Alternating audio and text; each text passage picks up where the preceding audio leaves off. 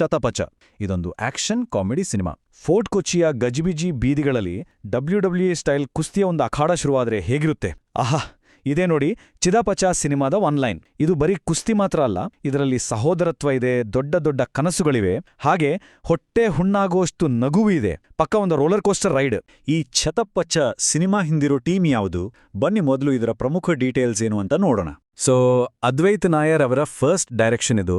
Arjun Ashokan, Roshan Matthew ಹೀಗೆ Young stars ಎಲ್ಲ ಒಟ್ಟಿಗೆ ಸೇರಿದ್ದಾರೆ. ಇನ್ನೊಂದು ಇಂಟ್ರೆಸ್ಟಿಂಗ್ ವಿಷಯ ಅಂದ್ರೆ ಈ ಸಿನಿಮಾ ಬರೀ ಕ್ರಿಟಿಕ್ಸ್ನಿಂದ ಒಳ್ಳೆ ಮಾತಷ್ಟೇ ಕೇಳಿದ್ದಲ್ಲ, ಬಾಕ್ಸ್ ಆಫೀಸ್ನಲ್ಲೂ ಸುಮಾರು 31 ಕೋಟಿ ಗಳಿಸಿ ಸೂಪರ್ ಹಿಟ್ ಆಗಿದೆ. ಈಗಂತೂ ನೆಟ್ಫ್ಲಿಕ್ಸ್ನಲ್ಲೇ ಇದೆ, ಸೊ ಇನ್ನೂ ಹೆಚ್ಚು ಜನ ಇದನ್ನ ನೋಡಬಹುದು. ಇದರ ಕಥೆ ತುಂಬಾ ಸಿಂಪಲ್, ಆದ್ರೆ ಅಷ್ಟೇ ಹತ್ತಿರವಾಗುತ್ತೆ. ಫೋರ್ಟ್ ಕೊಚ್ಚಿಯ ಒಂದು ಸಣ್ಣ ಏರಿಯಾದಲ್ಲಿ ಜೀವನದಲ್ಲಿ ಏನೂ ಗಿಟ್ಟಿಸ್ಕೊಳ್ಳದ ಅಣ್ಣ ತಮ್ಮಂದರ ಗ್ಯಾಂಗ್ ಒಂದು ಇದ್ದಕ್ಕಿದ್ದ ಹಾಗೆ WWE ಸ್ಟಾರ್ಸ್ ಆಗ್ಬೇಕು ಅಂತ ಕನಸು ಕಾಣುತ್ತೆ.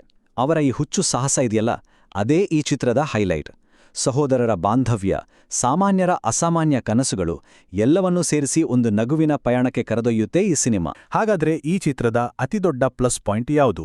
ಈ ಚಿತ್ರದ ನಿಜವಾದ ಶಕ್ತಿ ಇರೋದೇ ಅದರ ಆಕ್ಟರ್ಸ್ನಲ್ಲಿ. ಅವರ ಮಧ್ಯೆ ಇರೋ ಕೆಮಿಸ್ಟ್ರಿ ಎಷ್ಟು ನ್ಯಾಚುರಲ್ ಆಗಿದೆ ಅಂದ್ರೆ ಅವರ ಕಾಮಿಡಿ, ಅವರ ಎಮೋಷನ್ಸ್ ಎಲ್ಲವೂ ಡೈರೆಕ್ಟ್ ಆಗಿ ಪ್ರೇಕ್ಷಕರಿಗೆ ಕನೆಕ್ಟ್ ಆಗುತ್ತೆ. ಇದು ಬರೀ ನಟರ ಗೆಲುವಲ್ಲ, ಜೊತೆಗೆ ಡೈರೆಕ್ಟರ್ ಅದ್ವೈತ್ ನಾಯರ್ ಮತ್ತೆ ಸ್ಕ್ರೀನ್ ಪ್ಲೇ ರೈಟರ್ ಸನೂಪ್ ತೈಕೂಡಂ ಅವರ ಕಾಂಬಿನೇಷನ್ ಸಿನಿಮಾಗೆ ಹೊಸ ಜೀವ ಕೊಟ್ಟಿದೆ. ಟೆಕ್ನಿಕಲ್ ಆಗಿಯೂ ಈ ಚಿತ್ರ ಸೂಪರ್. 90ದ ದಶಕದಲ್ಲಿ WWE ನೋಡಿ ಬೆಳೆದವರಿಗೆಲ್ಲ ಇದೊಂದು ನಾಸ್ಟಾಲ್ಜಿಕ್ ಫೀಲ್ ಕೊಡುತ್ತೆ. ಅಮೆರಿಕಾದ ಕ್ರೇಜ್ ಅನ್ನು ಕೊಚ್ಚಿಯ ದೇಸಿ ಮಾಹೋಲ್ನಲ್ಲೇ ಕಟ್ಕೊಟ್ಟಿರೋದಿದೆಯಲ್ಲ, ಅದು ಅದ್ಭುತ.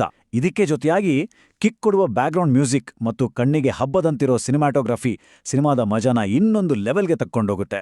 ಸರಿ, ಇಷ್ಟೆಲ್ಲ ಪ್ಲಸ್ ಪಾಯಿಂಟ್ಸ್ ಇದೆ, ಆದ್ರೆ ಸಿನಿಮಾ ಎಲ್ಲಾ ವಿಭಾಗಗಳಲ್ಲೂ ಪರ್ಫೆಕ್ಟ್ ಆಗಿದೆಯಾ? ನೋಡಿ, ಇಲ್ಲೇ ಸಿನಿಮಾದ ದೊಡ್ಡ ಸಮಸ್ಯೆ ಇರೋದು.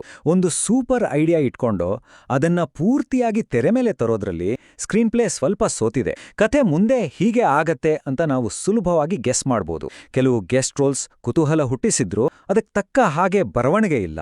ಇದೇ ಕಾರಣಕ್ಕೆ ಚಿತ್ರದ ಸೆಕೆಂಡ್ ಹಾಫ್ ಸ್ವಲ್ಪ ಡ್ರ್ಯಾಗ್ ಆದ ಹಾಗೆ ಅನ್ಸ್ಬಹುದು. ಈ ಎಲ್ಲಾ ಪ್ಲಸ್ ಮತ್ತು ಮೈನಸ್ ಪಾಯಿಂಟ್ಸ್ಗಳನ್ನ ನೋಡಿದ್ಮೇಲೆ ಕೊನೆಗೆ ಏನ್ ಹೇಳ್ಬೋದು? ಈ ಸಿನಿಮಾ ನೋಡಬಹುದಾ ಬೇಡವಾ? ಫೈನಲ್ ರೇಟಿಂಗ್ ಇಲ್ಲಿದೆ. 5ಕ್ಕೆ 3.5 ಸ್ಟಾರ್. ಇದು ಖಂಡಿತ ಒಂದು ಒಳ್ಳೆ ರೇಟಿಂಗ್ ಅಂತಾನೆ ಹೇಳ್ಬೋದು. ಆದ್ರೆ ಇದೊಂದು ಮಾಸ್ಟರ್ ಪೀಸ್ ಅಂತ ಹೇಳಕ್ಕಾಗಲ್ಲ. ಸಿನಿಮಾದಲ್ಲಿ ಇಷ್ಟಪಡೋಕೆ ತುಂಬಾ ವಿಷಯಗಳಿವೆ ನಿಜ, ಆದ್ರೆ ಕೆಲವು ವೀಕ್ ಪಾಯಿಂಟ್ಸ್ ಇರೋದ್ರಿಂದ ಇದೊಂದು ಶ್ರೇಷ್ಠ ಸಿನಿಮಾ ಅನ್ನೋ ಲೆವೆಲ್ಗೆ ಹೋಗಿಲ್ಲ. ಒಟ್ನಲ್ಲಿ ಚೆನ್ನಾಗಿದೆ, ಆದ್ರೆ ಅದ್ಭುತ ಅಲ್ಲ ಅನ್ನೋ ತರದ ಫೀಲ್ ಕೊಡುತ್ತೆ. ಛತಪಚ ಒಂದು ಪಕ್ಕಾ ಎಂಟರ್ಟೈನರ್. ಖಂಡಿತ ನಗಸುತ್ತೆ, ಇಮೋಷನಲ್ ಆಗಿ ಹಿಡಿದಿಡುತ್ತೆ, ಆದ್ರೆ ಏನೋ ಹೊಸದನ್ನ, ಕ್ರಾಂತಿಕಾರಿಯಾದದನ್ನ ನಿರೀಕ್ಷೆ ಮಾಡಬೇಡಿ. ನೀವು ಕಾಮಿಡಿ ಮತ್ತು ಆಕ್ಷನ್ ಇಷ್ಟಪಡೋರಾಗಿದ್ರೆ ವೀಕೆಂಡ್ನಲ್ಲಿ ನೋಡಕ್ಕೆ ಇದೊಂದು ಬೆಸ್ಟ್ ಚಾಯ್ಸ್.